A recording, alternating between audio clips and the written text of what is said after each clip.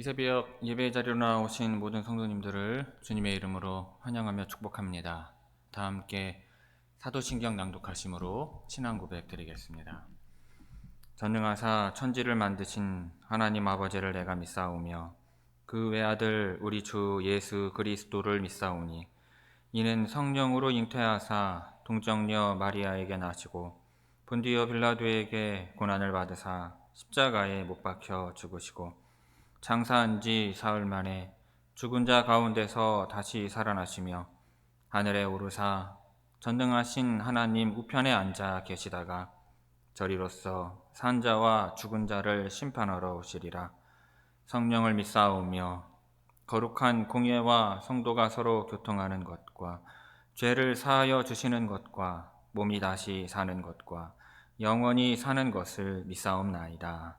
아멘. 다 함께 찬송가 67장 영광의 왕께 다 경배하며 찬송하시겠습니다.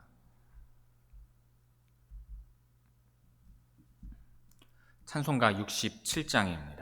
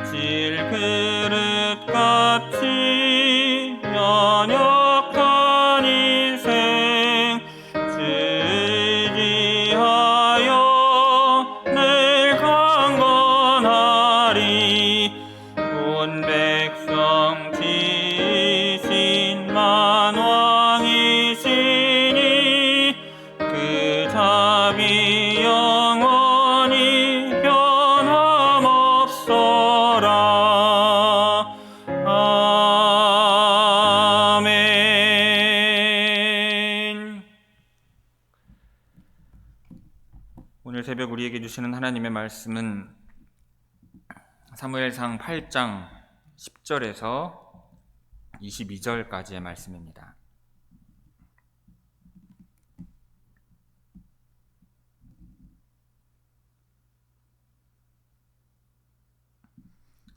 사무엘상 8장 10절에서 22절까지 제가 봉독하겠습니다. 사무엘이 왕을 요구하는 백성에게 여호와의 모든 말씀을 말하여 이르되 너희를 다스릴 왕의 제도는 이러하니라.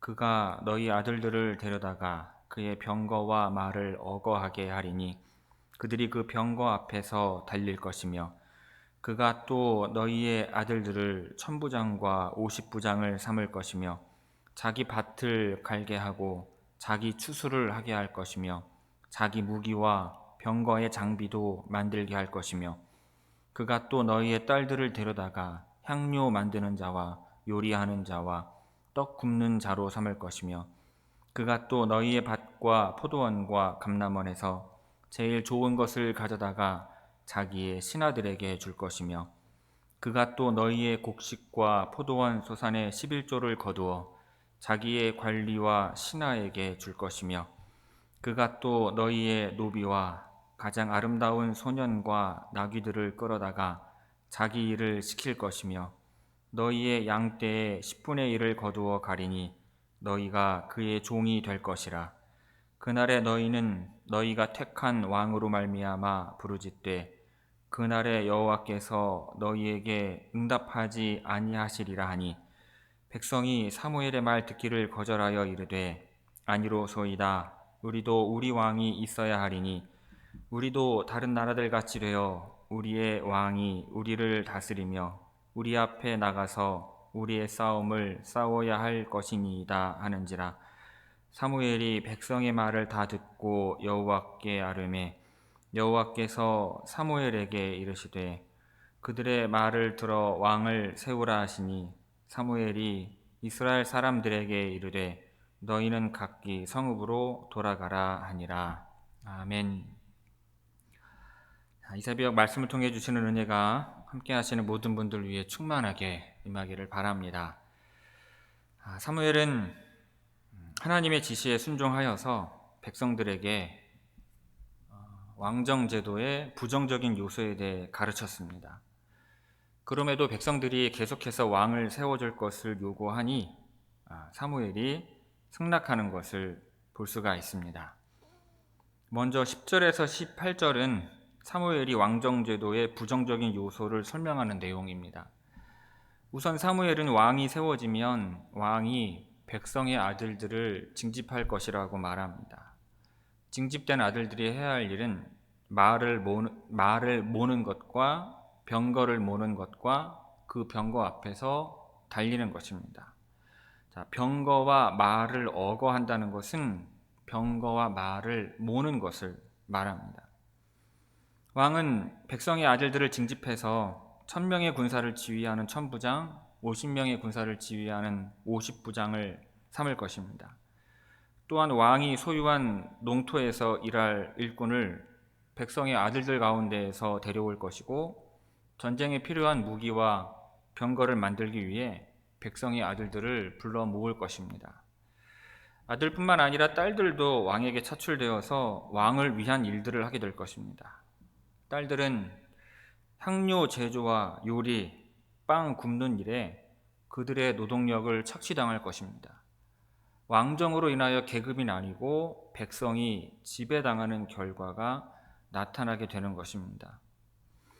아들과 딸들만 왕을 위해 차출되는 것이 아니라 백성들이 열심히 일해서 추수한 것 중 가장 좋은 것도 왕에게 바쳐야 합니다. 왕이 가져간 밭의 작물이죠. 포도나무와 감람나무의 열매는 왕과 왕의 신하들의 몫이 될 것입니다. 또한 왕정이 시작되면 11조를 드려야 할 대상이 하나님 한 분에서 왕이 추가되어서 둘로 나뉠 것입니다. 왕은 이 백성의 곡식과 포도원 소산의 10분의 1을 가져다가 자신의 관리와 신하에게 나눠줄 것입니다. 또한 왕정이 시작되면 왕이 백성들에게 그들의 노비도 요구할 수 있습니다. 궁극적으로 노비의 소유권도 왕이 갖게 된다는 것입니다. 사람도 왕이 임의로 데려갈 수 있다면 나귀 같은 짐승은 더 말할 필요도 없을 것입니다. 15절에서는 왕이 식물의 11조를 가져갈 것이라고 말했는데 17절에서는 양떼의 11조도 왕이 가져갈 것이라고 말합니다. 그리고 결론적으로 왕을 세우는 순간 백성은 왕의 종이 될 것이라고 선언을 합니다. 사실 마지막 이 한마디면 11절에서 17절까지 나열된 왕의 여러 가지 징집과 착취가 다 설명이 될 정도입니다. 또한 사무엘은 왕을 세워달라고 요구한 백성들이 나중에는 그 왕으로 인하여 고통받고 신음할 것을 예고합니다. 내 손가락이 내 아버지의 허리보다 굵다라고 말하며 백성들의 멍에를 무겁게 했던 르호보암 같은 왕이 대표적인 예라고 할 수 있을 것입니다. 사무엘은 그때가 되면 백성들이 왕 때문에 여호와께 부르짖고 도움을 요청하겠지만 하나님께서는 응답하지 않으시겠다고 경고를 하시는 것입니다. 자, 10절에서 18절까지 우리 함께 읽겠습니다. 10절에서 18절입니다.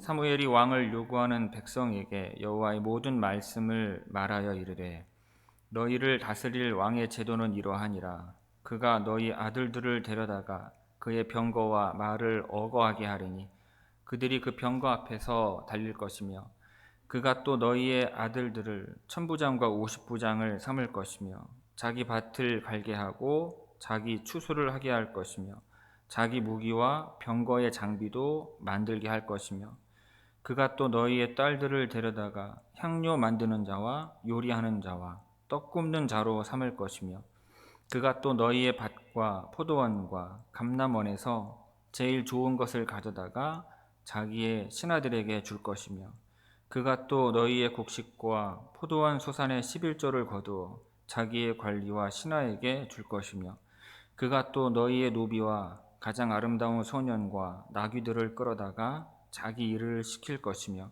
너희의 양떼의 10분의 1을 거두어 가리니 너희가 그의 종이 될 것이라.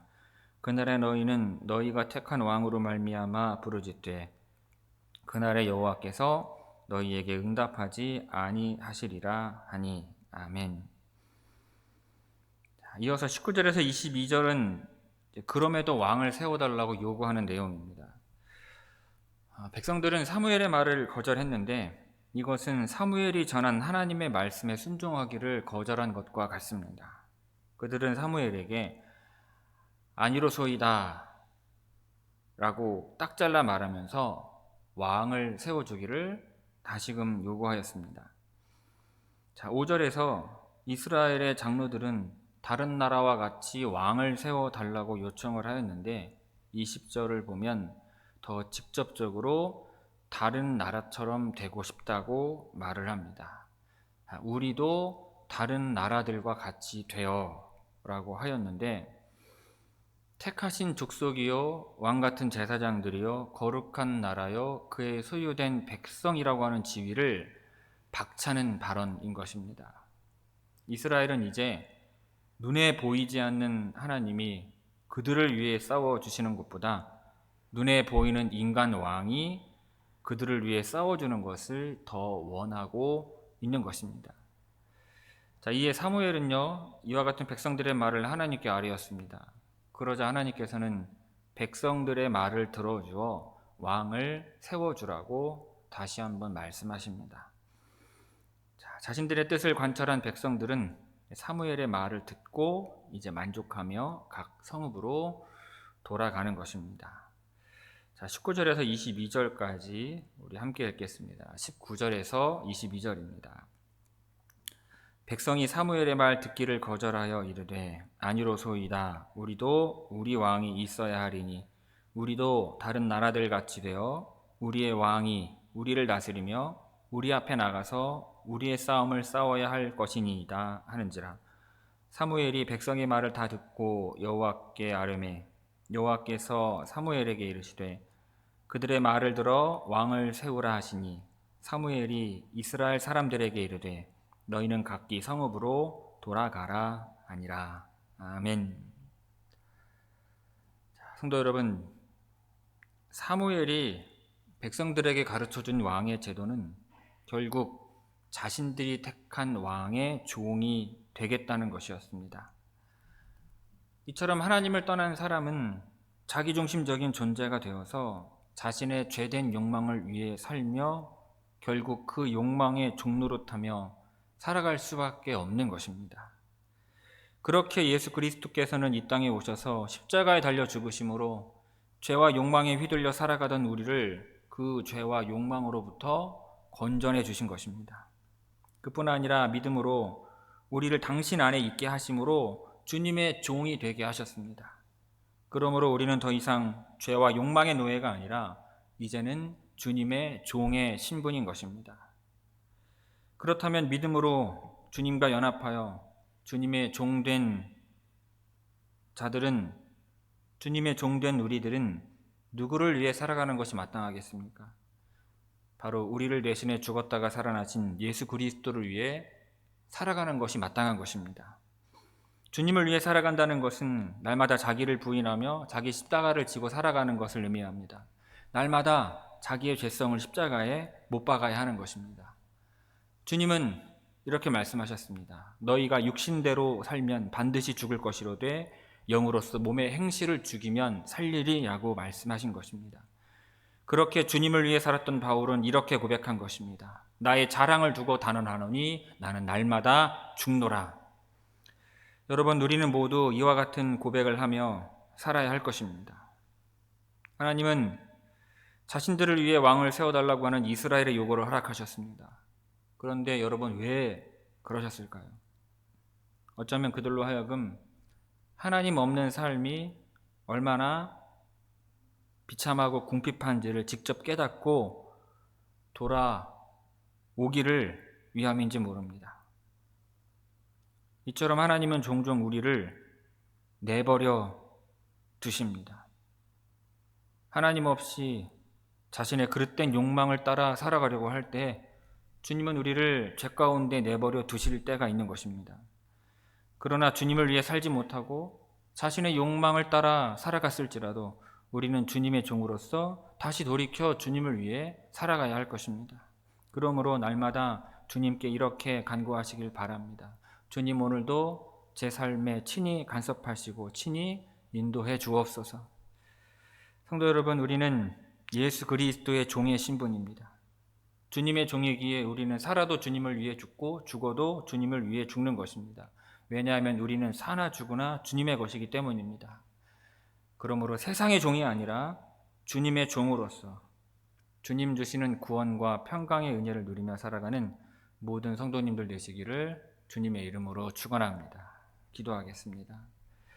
아버지 하나님, 하나님의 왕되심을 거부하고 세상 왕을 따라 살아가기를 원하며 세상 나라와 같이 되기를 원했던 이스라엘 백성들을 봅니다. 주여, 우리가 하나님을 믿고 따르는 것은 세상 사람들처럼 되기 위함이 아니라 하나님의 백성이 되기 위함인 줄로 믿습니다. 주님, 우리가 하나님의 백성으로 거룩한 삶을 살아 구별된 삶을 살 수 있도록 하게 하옵시고, 구별됨으로 말미암아 세상보다 더 강한 주의 백성들과 이 교회가 되게 하여 주옵소서. 세상의 욕망을 따라 노예처럼 살아가는 인생들이 아니라 하나님의 법을 따라 하나님의 백성으로 예수 그리스도의 종으로 예수 그리스도의 친구로 살아가는 저희 모든 성도들 되게 하옵시고, 오늘도 주님의 말씀을 따라 그 말씀에 순종하는 삶 살고자 다짐하오니 하나님, 우리의 결단과 다짐 가운데